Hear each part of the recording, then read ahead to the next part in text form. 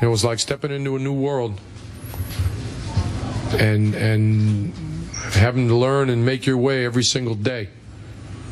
But I was blessed with a lot of great players and a lot of opportunity to find my way. And we were in the NBA Finals, 2 games away from winning it. I think we did pretty well. Pretty well, not bad. David Blatt, speaking on his tenure, his brief tenure as the head coach of the Cavaliers. First year there, took them to the finals. A lot of credit was given to LeBron for being the coach. A lot of blame for David Blatt. Here's a question, Stephen A. Let's talk about his future. Will he be back next year? Quite simply. I honestly don't know. I'm not going to pretend that I know the answer to that question, because I think that lies within the relationship that exists between LeBron James along with David Griffin, the GM, and the owner, Dan Gilbert. I would tell you that I have a hard time having the mentality that David Blatt should be gone. He did win 53 games during the regular season. He did get through the Eastern Conference. He did advance this team to the NBA Finals.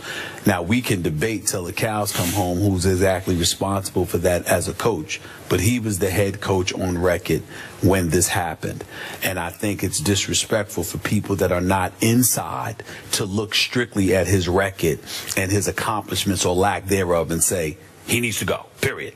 Now, having said all of that, if people are basing their feelings about that on the relationship with LeBron, how receptive LeBron is to his coaching, etc., then that's a different animal altogether. Because if there's one player in this league that has the right to sit there and say, there's a coach I don't want to play for, it's LeBron James. He's earned it.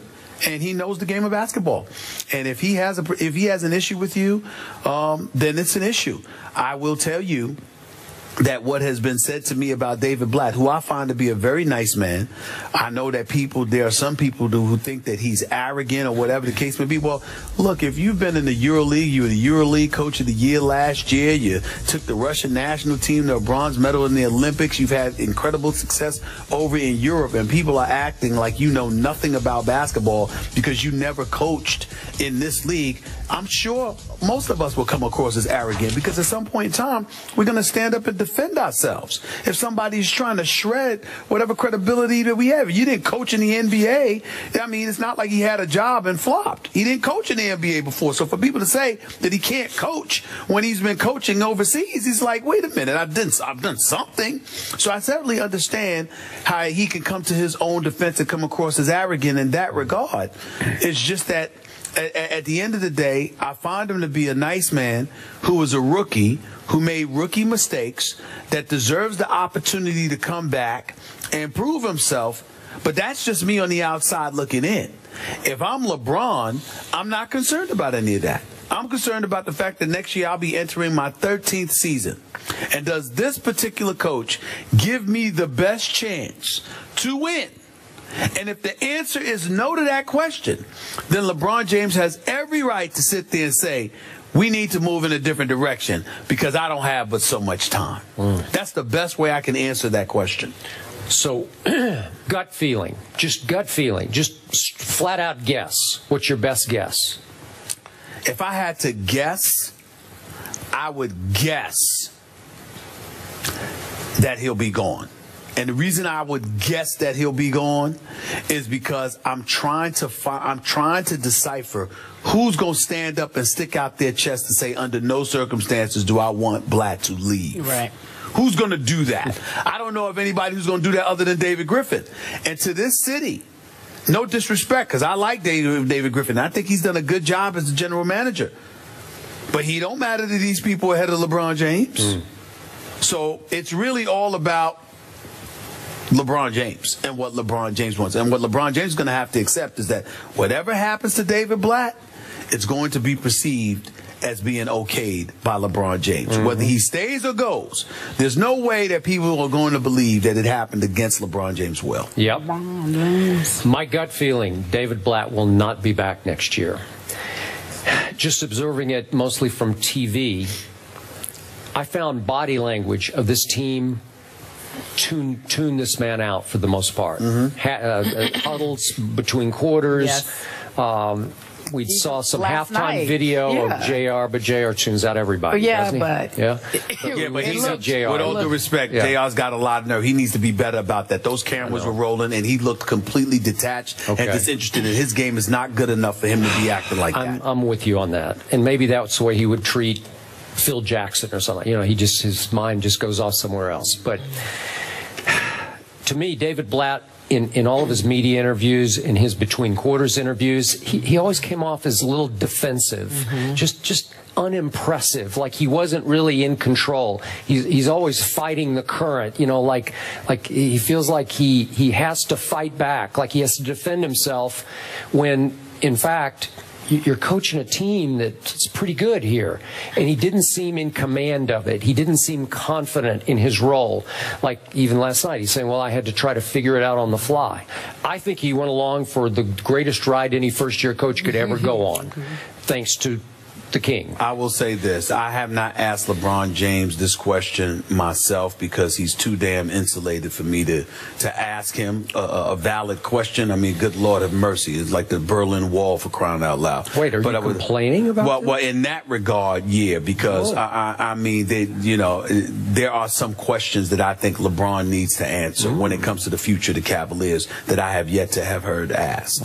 That's just me. Interesting. With that being said, I will say this.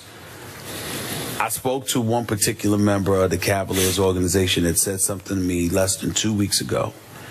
And I asked a question because I had heard John Barry talking about, he was calling the game on radio for ESPN, and he's right there courtside, and he's noticing that LeBron wouldn't even look at Blatt.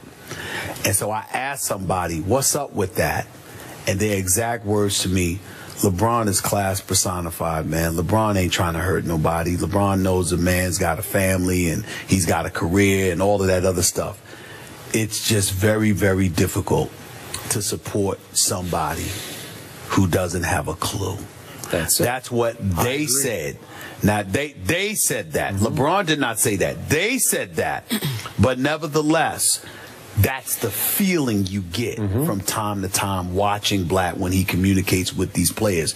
And fear or not, that's the perception. And I feel bad for him if it's false because it's a perception that's out there about him. All right, look, would you rather lose in the finals or make the playoffs, guys? That's the question. Would you rather lose in the finals or make the playoffs? Or not make the playoffs? LeBron answered that question after the break. We'll talk about it in just a few moments. First Take is presented by Bass Pro Shops. Your adventure starts here. And in part by True Biotics, a daily probiotic from the nutrition experts at One A Day. All right, according to the Westgate Superbook, Las Vegas Superbook, Cleveland favorites. So here's the question. Will we be back here next year, Skip Bayless? I'm going to do this for this young man sitting right here because I promised him before the show I would do it. The Cleveland Indians will win the World Series this year. Wow. And we will be back here next year. Thank you very much for coming. Stephen A., will we be back here next year? I believe so. I believe so because I believe with Anderson Varejao coming back healthy, I think you will retain Miles Cobb and Tristan Thompson, and I think Kyrie Irving will be back healthy and look out. But I will say this. It will be very interesting if D. Wade stays in Miami. Because if he stays in Miami, you've got D. Wade with Goran Dragic, with Hassan Whiteside, a healthy Chris Bosh and Luol Deng, and Pat Riley will do something else to tweak that roster. It can get very interesting next season. I have two things to say. For the folks in the Bay, thank you so much. We appreciate you at Lake Chalet along Lake Merritt. For the folks here at the Music Box Super Club, thank you so much for having us. We appreciate you. First Take enjoyed our time on the finals. It was the NBA Finals 2015. It's a wrap. It's in the books. We're back in Bristol. It's all said and done. Golden State Warriors are the 2015 NBA champions. However, the fans in Cleveland still came out. We appreciate them. We don't have too many friends, but we still have some friends here. Good for them. Good sports. We like to say again, congratulations to Golden State, and obviously congratulations to the Cleveland Cavaliers for making it this far. Today, obviously, on the show, we will discuss all things finals related, how the series went. We'll get their takes. Obviously, we'll hear from you two at home. My name's Carrie Champion. That's Skip Bayless, and that's Stephen A. Smith. This is First Take. Thank you guys for joining us. Gentlemen, would you like to say anything? I want to give an ovation to everybody who came today. Thank you very much. I know it's tough, and I spoke to a lot of you before the show, and you said you're here just because you love the show. Aww. And we appreciate that very much. Thank you. Thank you. Thank you guys over there. Thank you guys over there. It's really very kind of you all for being